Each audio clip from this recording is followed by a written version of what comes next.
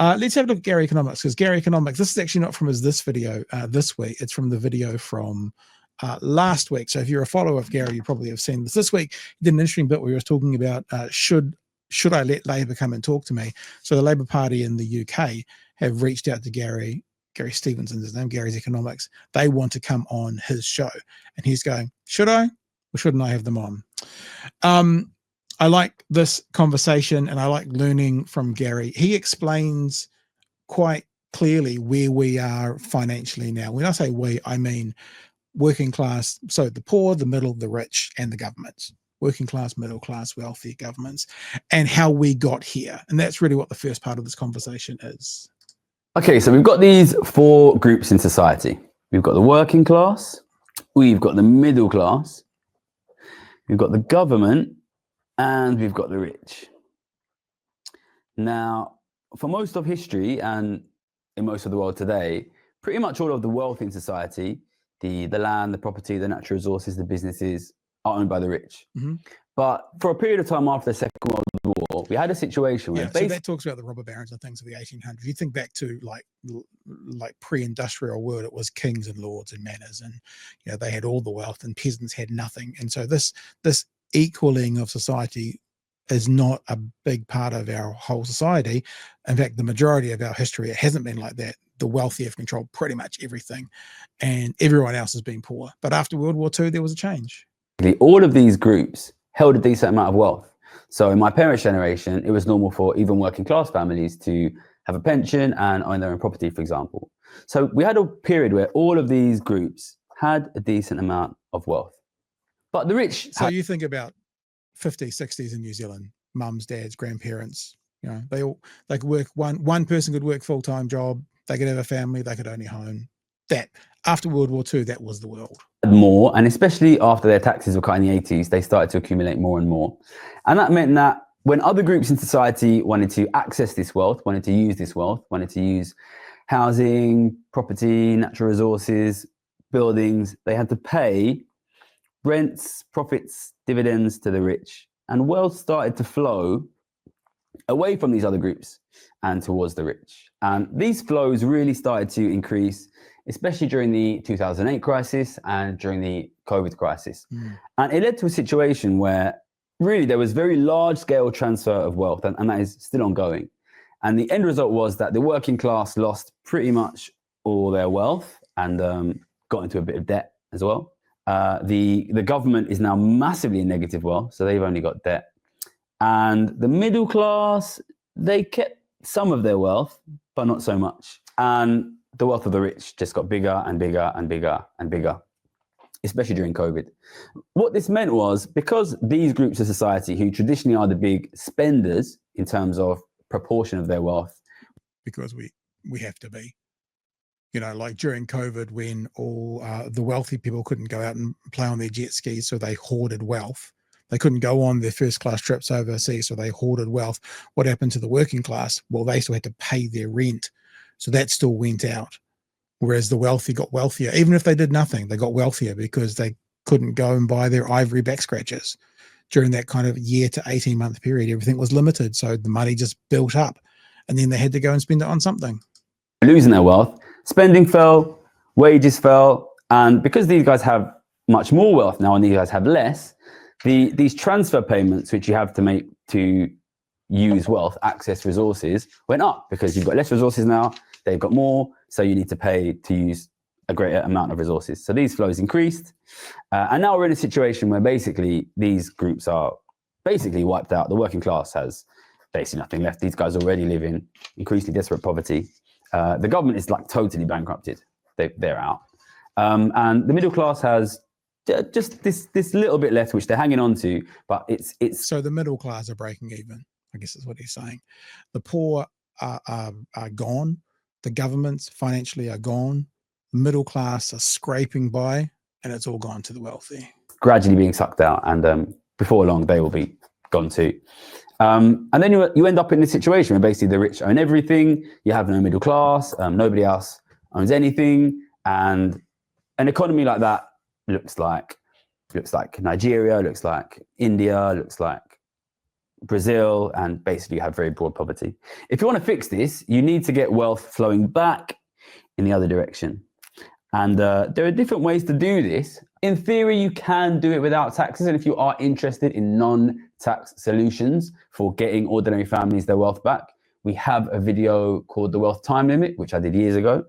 But realistically, I think your only realistic hope of getting the wealth back in the working class, back in the middle class, getting wealth to flow away from the rich, is, to quote the Dutch historian Rutger Bregman, taxes, taxes, taxes. I do really think this is the only way. I know it's difficult because the rich will oppose it, but I think unless we can get much higher levels of tax on the rich, I don't think there is any way we can get that wealth back to working class and middle class families. So he goes on to talk about what's happening to working class and middle class families. He goes on to talk about what's happening to the rich. And he's basically putting forward a notion that 70 to 90% of the population will be impacted by this cycle of money going to the rich. So when you think about, working class, lower class, beneficiary, middle class, that if they're not in the top 30%, so obviously beneficiary, working class, those guys aren't. Middle class, is the middle class in the top 30%? Probably not. So upper middle class and rich, they'll still survive. Middle class and down will not. And remember what Gary says is he's made a career on betting on the downfall of society, and he's been right every time. And anytime someone challenges him, he goes, well, just make your bet. Make your bet. I've made mine, and I'm right more than I'm wrong. I don't think he actually ever says he's wrong either. He basically says he's always right. So this is the last little bit I'm going to play you as well. He talks a bit about what the new political right is doing and the answer for the left. And there was someone in the chat before that said, we should, bring Gary over for Chewie. Well, he gives out an answer that the left need to do to stem this flood of capital away from everyone and into the bank accounts and pockets of the wealthy and super wealthy. That creates this massive gap for new ideas. So I think we are here in this space now. There is a massive popular demand for new ideas. And really, the political left has almost completely failed to put any new ideas on the table. And that gap is being filled by a new political right, which I think has been very effective in doing things like utilizing social media, utilizing influencers, especially on the right, to basically sell a new political story. And they are, in a sense, taking advantage of the exact same thing which I've just described to you, which is that politics has failed, media has failed. Mm-hmm. There is massive demand for something which is new because people know that the status quo is failing. And these guys are filling that gap with the problem is foreigners, the problem is immigrants, and they will be very successful. They clearly have taken power of the US government. They will increasingly take control of European governments, and they have taken control of many European governments. They are successful, I think, not necessarily because they are good. I think simply because no one else has really tried to occupy that gap. I think there is massive demand for and massive potential for a simple message delivered to working people. The reason you are getting poor is because your wealth is being squeezed out by the rich and the super rich. They are taking the wealth from you. You are unable to compete with them. The working class is being bankrupted. The middle class is disappearing. Tax, wealth, not work. There's your messaging. Tax, wealth, not work. Tax, work less. Tax, wealth, more. And we had Chippy on last Monday, and we showed him the t-shirts, and we said, there's your message for the next election. The right play politics better. The right do pithy slogans better. The left look down their nose at that kind of political gain, going, well, we'd rather go deep into policy. Yeah, but that's unfortunately, and I'm a fan of going deep into policy, but to get your message out there, tax, work, less, tax wealth more, bumper sticker. Tax wealth, not work, bumper sticker. Get into government and then go deep into your policy. I'm not saying don't have your policy ready before you go into government, obviously, but the public need the headline. I actually hate this. I really hate this. I really genuinely hate this because it does feel like dumbing it down. But what I'm also aware of, I think many of you guys are as well, is we might be dumbing it down, but what we're doing is also being realists. Tax work less, tax wealth more. Simple messaging. So what Gary's saying, what we've all been saying for a very long time, is the left needs to get their fucking message sorted out. I honestly think we have a chance of winning power on that. And I think in this country, in the short term, our because we have this centrist party in power, our problem is how do we squeeze the centre on that? And I think the power we have is that the centre is, number one, phenomenally unpopular, and number two, will fail on the economy. So I think we really have power there. The longer term risk is not the centre, because I think the centre will progressively lose popularity, but these new right ideas. The problem we have is that they will always be much, much, much better funded than us. Quite simply because once billionaires realise that the long-term battle is a battle between tax the rich and blame the foreigners, the billionaires will increasingly aggressively fund blame the foreigners as an idea.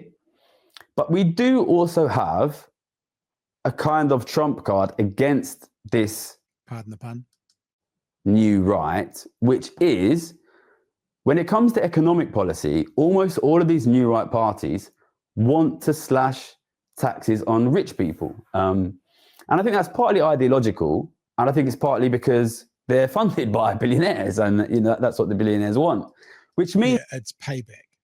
It's payback, isn't it? Means that even in the cases where these guys do take power, and we've seen it in some European countries, but most obviously we've seen it recently in the US, these guys will also preside over an increase in wealth inequality, which will mean, again, a squeeze of assets away from the middle class, away from the working class, and further falls in ordinary families' living conditions. Mm-hmm. So these guys, whilst they will be very well funded, and they are very clearly in the ascendancy, they have a really, really serious weakness, which is they are literally impoverishing their own supporters. But this is not just the weakness of the... So there you go. So this is something else I want to mention as well, when they're literally impoverishing their own supporters. It is... hello, sir. How you doing? Hello. I'll just finish the thought. I've watched the program Leave the World Behind over the weekend. Have you seen that movie on Netflix yet, Chewie? No, I haven't. Julia Roberts, Ethan Hawke, Kevin Bacon. Quite a really interesting movie. It's got really bad reviews because they basically paint Tesla in a bad light, and all the Tesla bros have jumped on to give it a bad review. But this was a line that was said from the movie. So he's just basically said voting against their own self-interest, right? This is a quote from the movie. I wrote this down as well, but here it is on someone's Instagram. The scary ones, though, are the ones who don't learn. Nothing frightens me than a person unwilling to learn, even at their own expense. That's a darkness I will never understand. And I just thought about that when listening to Gary's economics and thinking about the people who are voting against their own self-interest because they think the wealthy are going to do something for them. We talked about this on Thursday night, Maya Angelou. When someone shows you who they are, believe them the first time they know themselves better than you know them. Why would they change? And it seems that people who vote against their own self-interest, for people like Trump or for people like Luxon, and Trump, you've seen Trump, he's done a 4-year cycle. You know what's going to happen. You maybe not have seen Luxon, but you've seen his neoliberal agenda. You've seen Seymour, you've seen Peters. And the scary ones are the ones who don't learn. Nothing frightens me more than a person unwilling to learn, even at their own expense. So it's terrifying. Sure, you jumped in like halfway through that. Is there any, did you pick up on any of that? Do you want to have a chat about any of that? Yeah, I'm glad to see another bit from Gary there. I've been devouring it as I get to it as well. There's a couple of things that I want to talk about there, especially regarding the voting against the self-interest. You said there that it's people thinking that if the rich get wealthy, then it'll trickle down to them. I don't think it's that at all. I think it's more primal for those sort of people. They're targeting it at fear and at a sort of a sense of like a poor self-worth, right? These people think that they're better than you. And only we are sort of pointing at these people that go to university. You know, look, Trump shutting down the Department of Education, you know, which he's got no right. He's got no right to do. There has to be an act of Congress. No, it doesn't matter. He's doing it anyway. Yeah, you know, and this was a linchpin of that that 2025 thing that he swore that he'd never have anything to do with. It's just it coincidental that he's done almost half of it in the first couple of days. But that's the whole thing. It's like the education in America is horrific. It's over 50%. Don't read above I think it's an 11-year-old's level, and I had to check that stat was true, and it's correct. There's quite a large portion of the states that is functionally illiterate. So if they turn to them and go, look at these people that go to university, they'd look down their noses at you, but I don't. Look at these foreigners coming and taking your jobs. I'm going to get rid of them. We have seen this play out time and time again historically, and if it gets away on people, it leads to camps. You know, the reason that that's what that law is. That, you know, that 18 whatever it was, 58 in World War I, World War II law of in camps full of Japanese prisoner of war. That's the law that he's using now. It's also fascinating how dumb voters, general, put myself in there, are in America now. The Republicans are starting talking about they're the party of the elites, whereas just before the election it was the Democrats who were elites and it's a bad thing. They're all now saying the Democrats are morons, they don't even go to real colleges, we're the elites, we're the smart ones, and like that it's flipped. Like in the space of months it's flipped, and the voters buying it, the tribe is buying it. It's just bizarre. And you're talking about you know, Labor's messaging and that sort of thing. That's the messaging that Labor needs to prepare to combat as well. It's all well and good putting a fully formed fucking sensible tax policy in front of people, but there's a big chunk of the electorate that doesn't give a fuck. Yeah, there's a big chunk of the electorate that might turn to, say, the Indian immigrant population and go, I don't like them. Who's going to do something about it? You know, and we kind of always look at our own systems and go, hey, look, it gets that ugly overseas. It's not that ugly here. It can turn. And we're already seeing a lot of politicians talking about race in a way that makes me very uncomfortable. And I don't think we're as far down the track as they are in the States. I don't think we're as far down the track as they are in parts of Europe and that sort of thing. But I say that as he frantically heads to Reddit to go into the conservative subreddit. God, have I blocked it? Probably have for my own sanity. What do they call it? Chat, help me out. What's the New Zealand conservative subreddit? Because I saw something horrific today, and I was like, surely even our conservatives will be pointing out and going how horrifically racist this post was. And they're I'm waiting on you, chat. What's it called? Well, it's a New Zealand conservative subreddit. While you're doing that, Arvids has paid your late fee, so is Excel Dear. So not to be late again. You covered. It was just so horrifically racist. And I looked at it and I was like, oh, surely, you know, New Zealanders would, conservative Kiwi. Thank you, Peter. Never go there. If you've never gone there, never go there. Conservative Kiwi. There we go.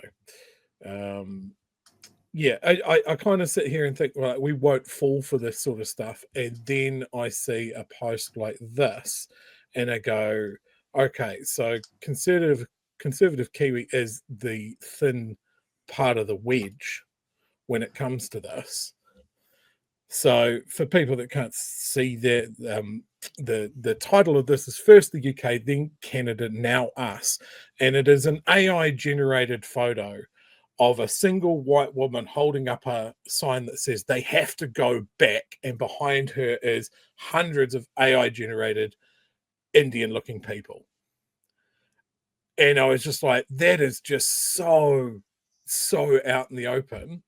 And then there's all of these people in the subreddit going, yeah, I went to Europe and it's not the Europe that I remember will be next. And we've got to get rid of all of these people. And I don't recognize Central Auckland anymore.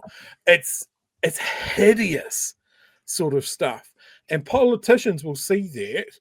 New Zealand First will see that and go, hey, look, we actually don't need that many votes. So I'm going to talk to the tiny but motivated anti-vaxxer movement. I'm going to talk to the tiny but motivated because we only need to get across the line and we're back in the game.